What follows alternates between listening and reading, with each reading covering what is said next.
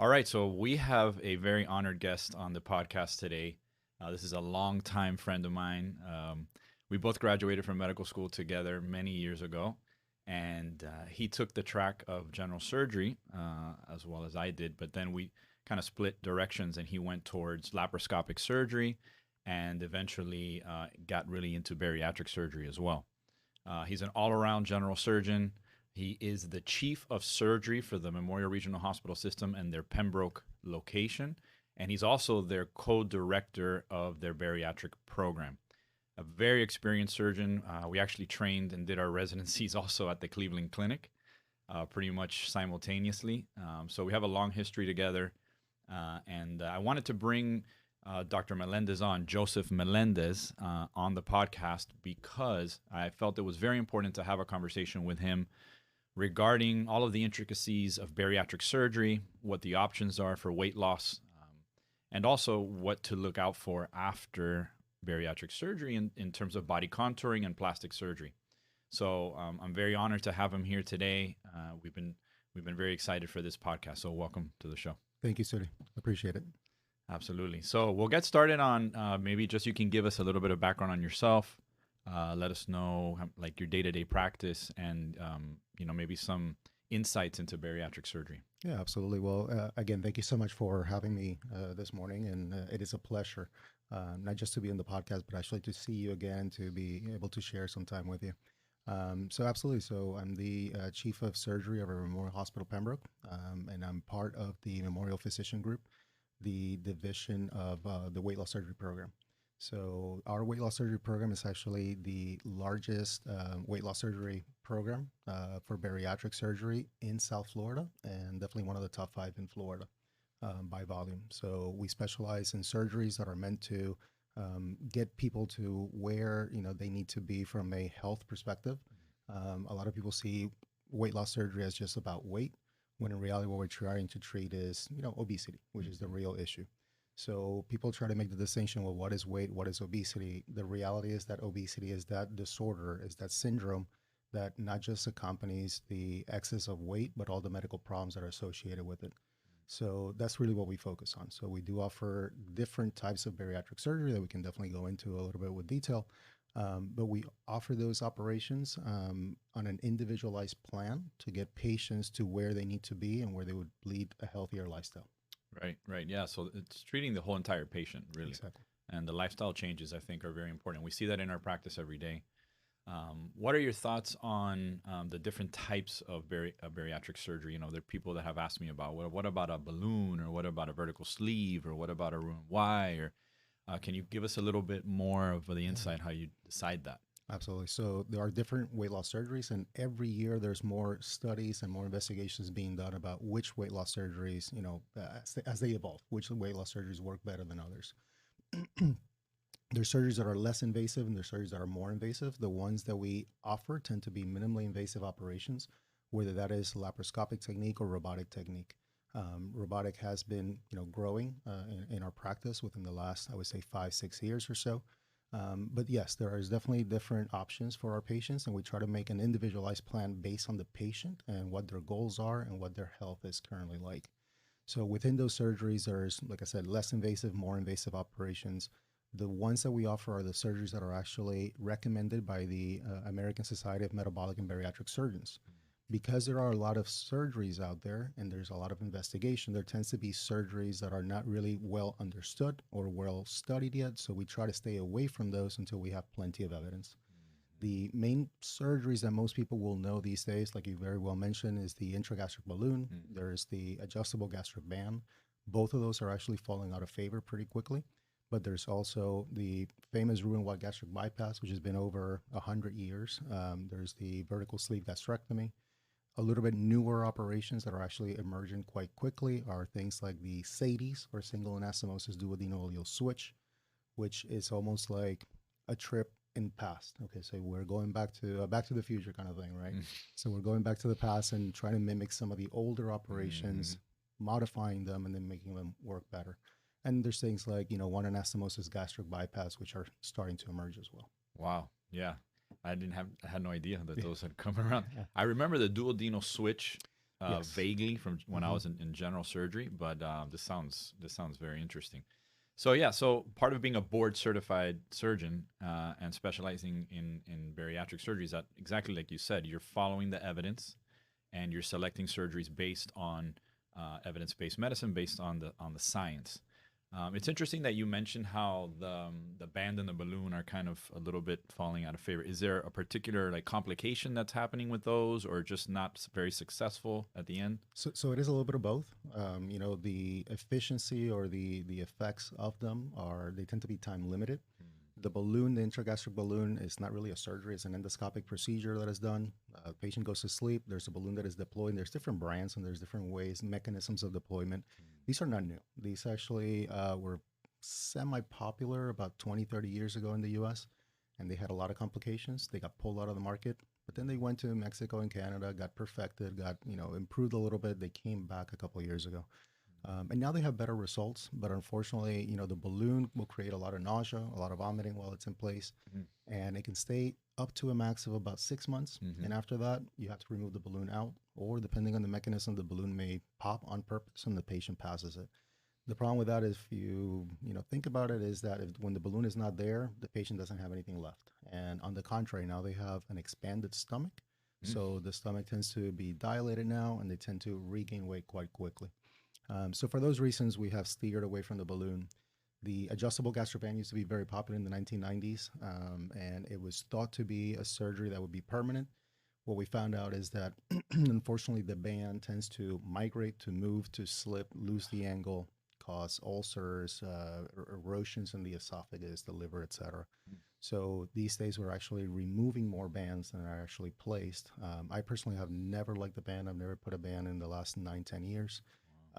But yes, there's hundreds of thousands of people with them, and they need to be removed at some point and potentially converted to something else. Mm.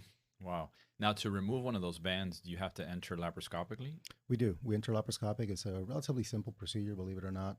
As long as it hasn't affected too much of the GI tract, it usually can take us about 20 minutes or so to remove it. Oh, that's Yes, great. but it is a surgery. What would you say is your most popular bariatric procedure? Definitely sleeve gastrectomy these days. Sleeve gastrectomies, in my opinion, are a great procedure, but it is interesting how sleeve gastrectomies were born, because everybody thinks like, oh, sleeve gastrectomies are new, etc. They're not. So sleeve gastrectomies, the original ones, came out of a procedure called, like you mentioned, the bilipancreatic duodenal switch or scoponaro bypass. And that was a surgery from the 70s. And in the 1990s, when laparoscopy came about, they were trying to do duodenal switches laparoscopic, and they Mhm. figured out that it was too difficult. The technology was just not there. Yeah.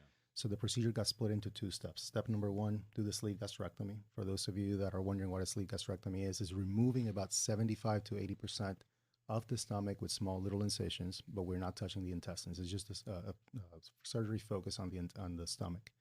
So the step number one was to remove that part of the stomach and then allow the patient to lose weight. Once the patient had lost plenty of weight, 9 to 12 months later, they would bring the patient back and then complete the switch part, the duodenal switch, which is then the reconstruction of the intestines. What they figured was that 80% of people did fantastic with the first step, so why even do the second step? So a lot of surgeons, they didn't even get trained into that, you know, the switch part. They forgot how to do it. They didn't do it because 80% of people did great. What we're finding out today is that we've done so many sleeve gastrectomies over the past 30 years or so, is that where's that 20%, 15, 20% of patients that are still out there, right? They may still need that second procedure, that second step. And that's where SADIES comes in. Okay. So 2007, a Spanish surgeon named Sanchez Bernaute came about, and he said, well, the scoponaro bypass was too complex. We can do this safer, more efficient, and quicker. And that's where a single anastomosis duodenal switch comes in. And now we're actually one of the top 3 or 4 places in the U.S. doing them. Wow. Yeah. Very, very cool. That's awesome. When it comes to evaluating a patient to decide on, should we do just, diet and exercise? Should we do, maybe you can talk now about a lot of the GLP-1 inhibitors like the Wegovy's and the Mounjaros and all these injectables, and maybe, you could touch upon like what's your algorithm for deciding when do you recommend a surgery or when do you just get into nutrition and dieting and all of these other adjuncts? So the average patient that comes to our office has tried, this is something that we've studied, has tried at least 21 times or 21 different ways of how to lose weight throughout the years. So at that point, they kind of, burn the available things. We do offer a medical weight loss program as well, Mm. where we have an endocrinologist that is triple board certified within our practice, and he does the medical management for those patients that are interested. But knowing the limitations of the medications, we have very strict criteria for who is part of that versus who comes to surgery, right? Okay. So we do have certain criteria based on age, based on BMI, based on medical problems. And then we decide based off of that of who goes into the medical component and who goes into the surgical side. Now, a patient that is not quite ready to consider surgery, we will give them the opportunity to try the medications. But we do know that unfortunately, some of them that do not meet this criteria may not quite make it to their goal with medications or just with dietary instructions and an exercise program. So the majority of the patients that we're seeing, they have already tried those avenues, and they're kind of requesting the final step, which is really surgery. Right. Is there a specific BMI? Because in my office, I feel like we talk about BMI almost every day. Yeah. Is it 30? Is it BMI 32? When is it safe? So we have conversations in plastic surgery. Our studies, our literature is basically, at BMI 30 or above, you start to enter into higher complication rates with Correct. plastic surgery, right? With body contouring, with, lower body lifts, breast lifts, all these procedures. But when it comes to bariatric surgery, what are your BMIs that you're typically operating on and offering the sleeve gastrectomies, for example? Yeah, so it recently changed. The ASMBS, the American Society of Metabolic and Bariatric Surgery, usually just lower the guidelines. It used to be that in order for somebody to qualify for weight loss surgery, they must have had a BMI of 40 or above with no medical issues or medical issues. And if they did have medical issues, the criteria would go all the way down to a BMI of 35. Right. So let me repeat that again. So if you had medical problems, BMI of 35 or greater would make you a candidate for weight loss surgery as long as you had tried to lose weight and had failed. If you did not have medical problems, your BMI needed to be 40 or greater. Well, more recently, within the last year or two, they actually lowered that. So now it is 35 and above without medical problems, and then with medical problems, 30 and above, unless you're of Asian descent. So if you are from Asian descent, it lowers all the way down to 27. So they have find these studies that the Asian population tends to be a little bit more on the thinner, slimmer side. And once they cross that threshold of 27, they're actually at risk of creating the same medical issues as somebody who's got a BMI of like 30, 35 or above. Wow.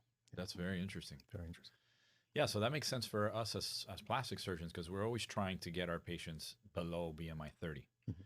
But I unfortunately, in the world of plastic surgery, that is a very blurred line. And I think a lot of surgeons out there, and if you're listening to this podcast, you're obviously interested in the behind the scenes, in the medical part of our decision making and why we do what we do as surgeons. But it's very important if you're out there and you're listening to Dr. Melendez, you're listening to me, you want to make sure that your BMI is as low as you can get it, really, Absolutely. into the normal range before you consider any type of surgery. Now, we do understand. I mean, we're not also unreasonable. People sometimes have a very difficult time getting to a normal, quote unquote, BMI. But we do want you to try to at least get below BMI 30, just because of the complication rates, the blood clot risk, the infection risk, the wound healing risks.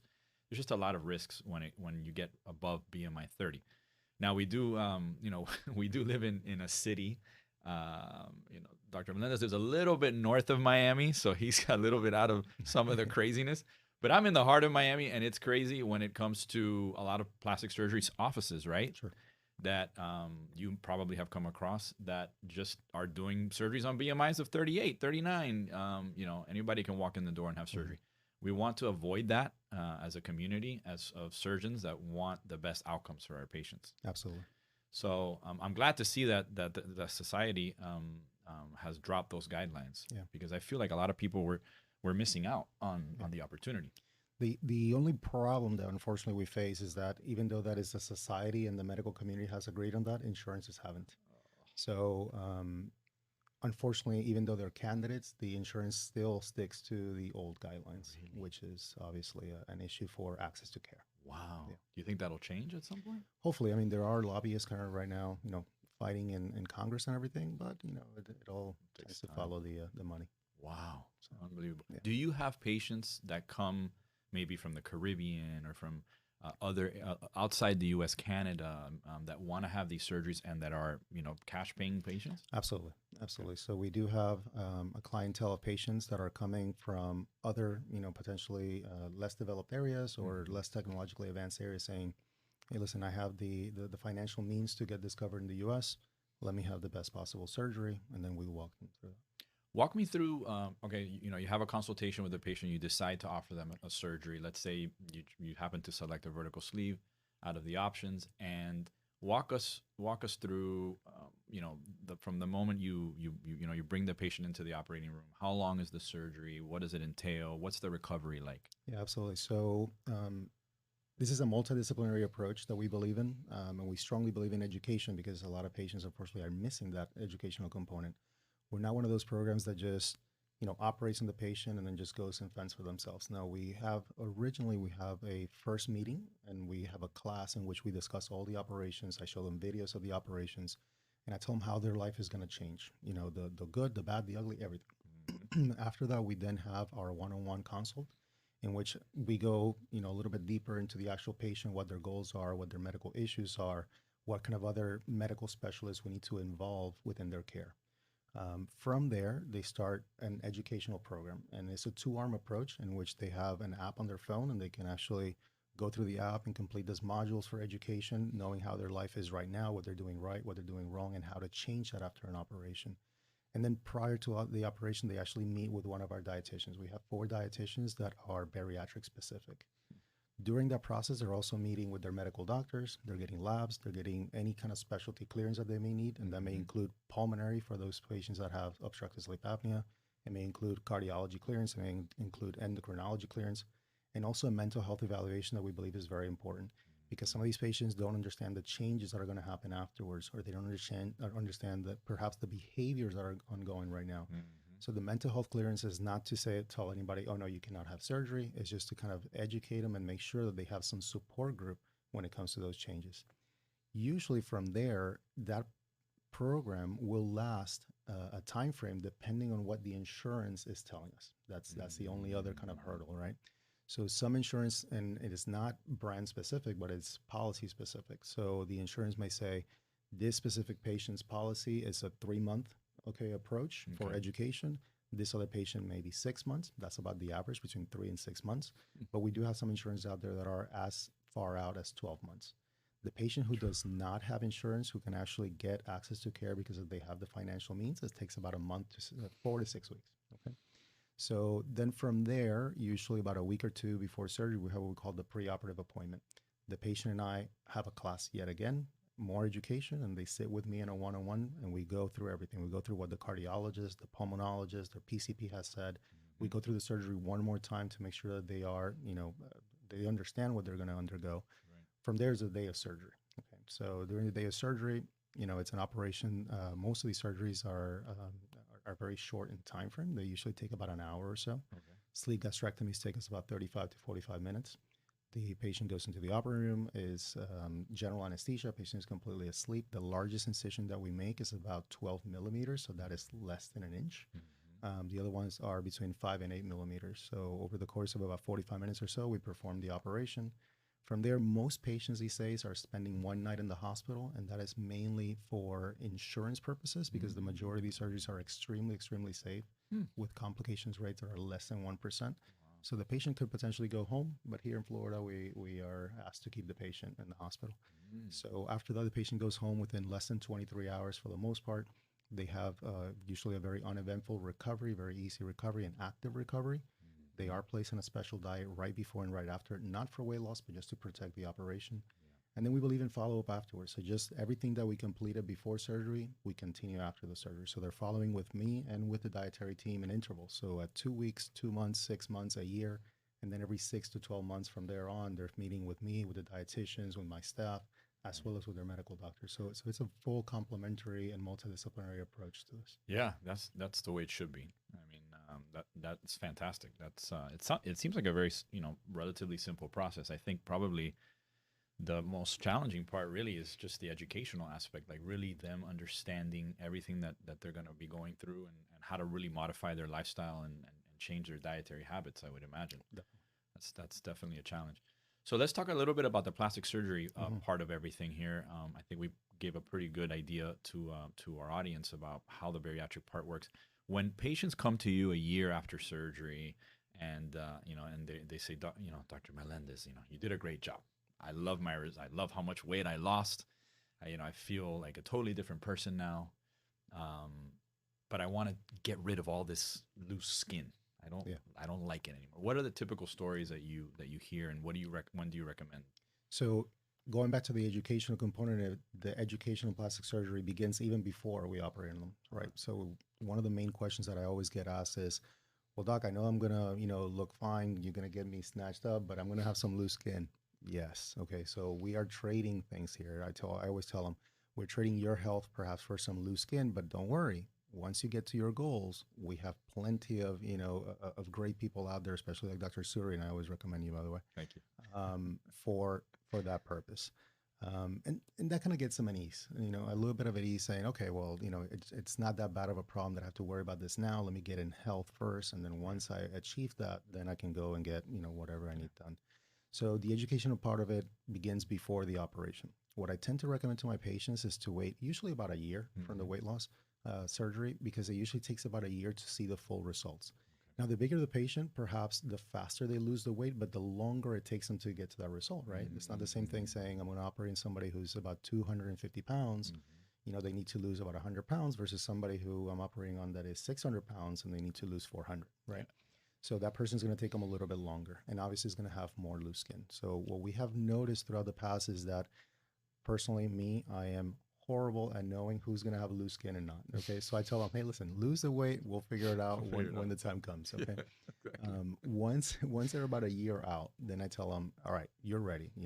The other thing that I like to tell my patients is, try to get to your goal weight. Try to lower that BMI as much as possible. Right. Hopefully below that threshold of 30. Right. Once your weight, after the year, once your weight has stabilized for about 3 months, that is the time then to go and get any kind of operation that you want.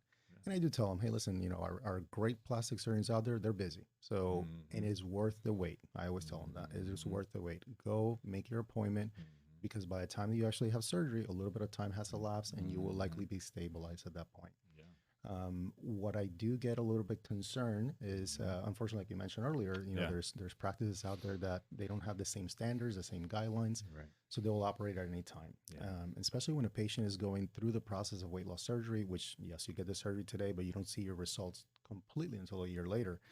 They will go to one of these practices that are just interested in volume.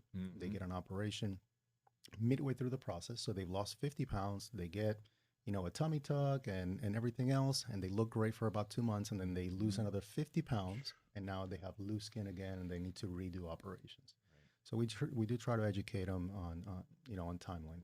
Yeah, no, it makes sense. I think some people get so excited, that they lost the weight, and they also want to just get rid of the skin, but it's very important. And the other aspect that I think a lot of people forget about is the 3-month interval of stability in your weight. You want to get through that first 12 months, but then we don't want to see you going into a yo-yo situation for the following 3 months. So stability is super important. Nutritionally, can you just give us an idea of, the ramifications of, the gastric procedure, how best to optimize them, in terms of protein intake and vitamins and minerals, to get prepared for, such a big surgery like plastic body contouring? Absolutely. So as part of our program, once we are done with the operation, we continue following with the patient. And again, that's a two-arm approach where you're meeting with the surgical team, but you're also meeting with the dietitians. To patients, sometimes it feels like the dietitians are repetition, but that is what it takes. Yeah.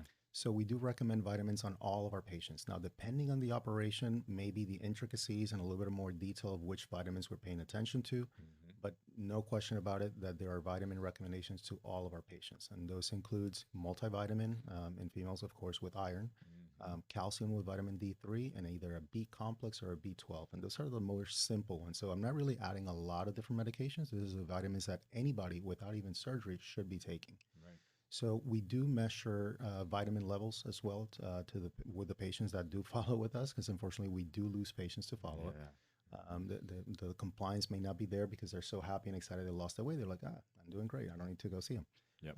But checking vitamin levels is crucial. So we do give them instructions also on how to change their macronutrients through the after the weight loss surgery procedure, and they're going to be focusing heavily on protein. So we are checking not just the vitamin levels, but also protein levels as we go through.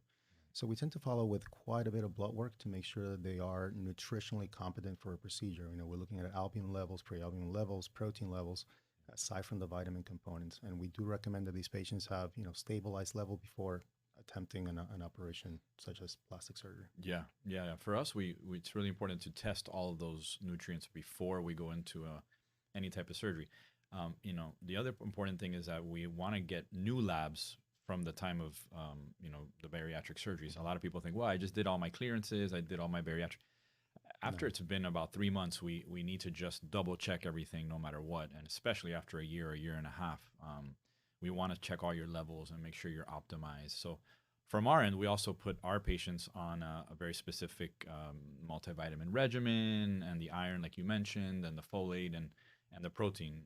We have a little protein drink that nobody really loves, but it's important. They have to they have to get to that point where they're optimized. So I mean, this has been an awesome conversation. I really appreciate It's my pleasure. Getting really more into depth with you on this topic. We hope to have you back. That'd be awesome. Thank you. And try to do some maybe more in-depth specific conversations. But we wanted to give an introduction to you. If you're anywhere in the U.S., right, you can contact your office. Absolutely. We'll put up at the end of the podcast, we'll put up your information. We'd love for people to at least come and see you for a consultation. Yep. And since you guys are really one of the premier weight loss and bariatric surgery programs in the United States. So thank you everybody for listening, and thank you, Dr. Melendez, for being with us today. Thank you, Dr. Zuri. And we'll see you again soon. Appreciate it. Thank you.